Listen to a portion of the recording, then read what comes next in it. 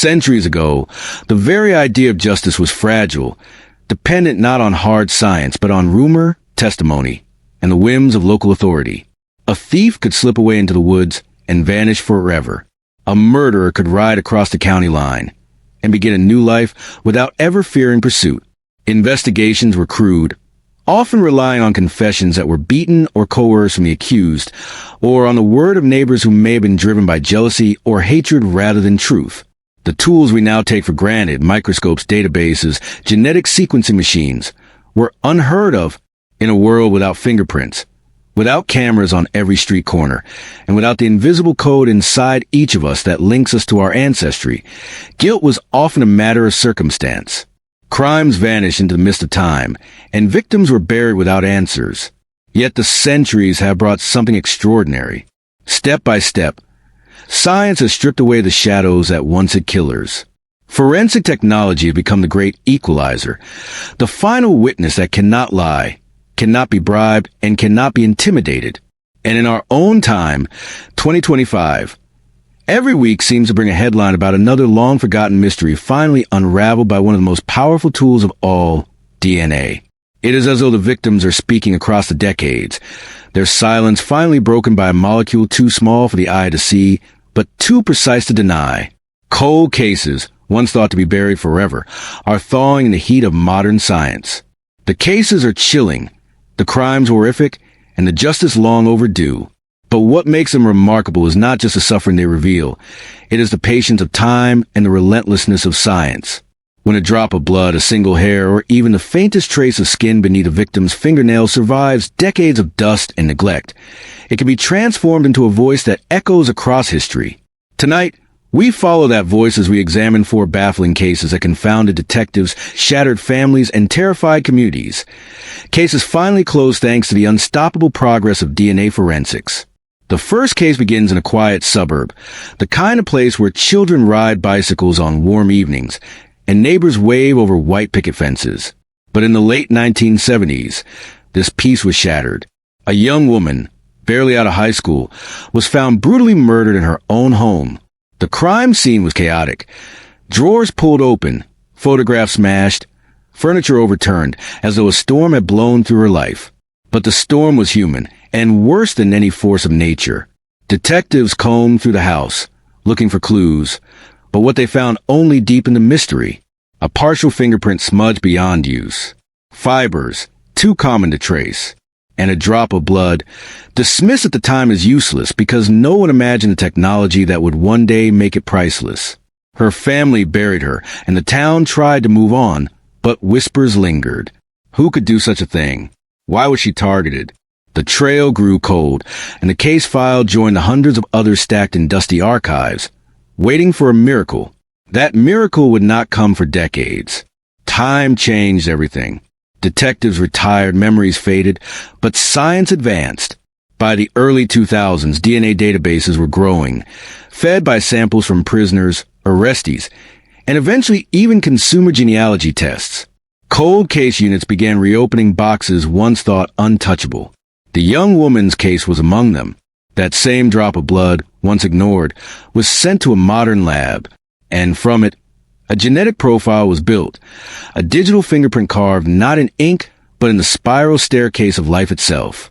That profile sat in a database, waiting, silent, until a routine traffic stop in another state led to a swab from a man who had once lived in that quiet suburb.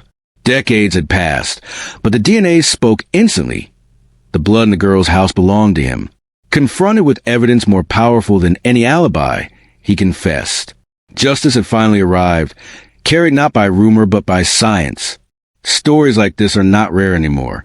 They are multiplying, spreading across news feeds, breathing life into cases detectives once whispered about with shake of the head. Another case brings us to the early 1980s, when a string of assaults terrified a small Midwestern town. The attacks were brutal but calculated.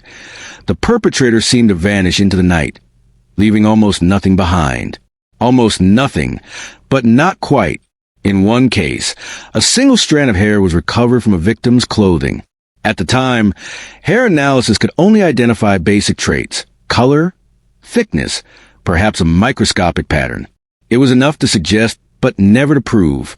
Detectives held on to it, frustrated, as more victims came forward. Then, as suddenly as the nightmare began, it ended. The attack stopped, leaving only fear in their wake. The community breathed again, but uneasily, as though waiting for the shadow to return. For decades, that strand of hair sat in storage, sealed in an envelope marked evidence. When it was finally tested with modern mitochondrial DNA analysis, it revealed a match, not to a man who had remained hidden, but to someone already in prison for a different violent crime. He had been living among them, unsuspected, before being caught for another offense. His identity closed the circle, linking him not just to the assaults of the 1980s, but to a wider trail of destruction. For the victims who had lived in fear for so long, the revelation was a vindication. They had not been forgotten. The DNA had been waiting for its moment, and when it spoke, it ended years of uncertainty with a single undeniable truth. Each case solved by DNA feels almost supernatural in its precision, but it is not magic. It is a relentless application of science, the patience of investigators who refuse to let go, and the refusal of victims' families to stop demanding answers. And yet, even in this age of technology, there is always a human element. The detectives who never gave up, the scientists who painstakingly process samples smaller than a grain of sand, the relatives who send in their DNA to genealogy sites, hoping to find family and instead unmask killers. The third story takes us to the 1990s, to a college town buzzing with life, where students fill coffee shops and libraries with late-night energy. Amid this ordinary setting, horror struck. A promising young student failed to return home from a party. Days later, her body was discovered in a wooded area just beyond campus. The investigation was intense. Hundreds of interviews, endless speculation, but no arrest was made. The killer had left behind almost nothing. But almost nothing is still something. Beneath her fingernails, technicians found traces of skin. Too little to identify in the 1990s, but carefully preserved all the same. The case dragged on, haunting her classmates and her family, who built memorials and campaigns to keep her name alive. For years, silence. For years, pain. Then, a breakthrough. By the 2010s, DNA technology had advanced again, able to analyze even the smallest fragments. The skin cells were tested, yielding a profile. At first, no matches. But investigators turned to genetic genealogy, building a family tree from distant relatives who had uploaded their data to consumer DNA websites. Branch by branch, cousin by cousin, the tree narrowed until one man stood at the center. He had been questioned back in the 1990s, dismissed as a peripheral figure. But the DNA had no bias, no memory to fade. The match was undeniable.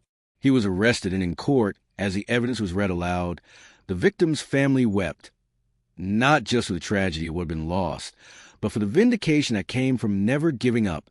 Science had given their daughter a voice after decades of silence.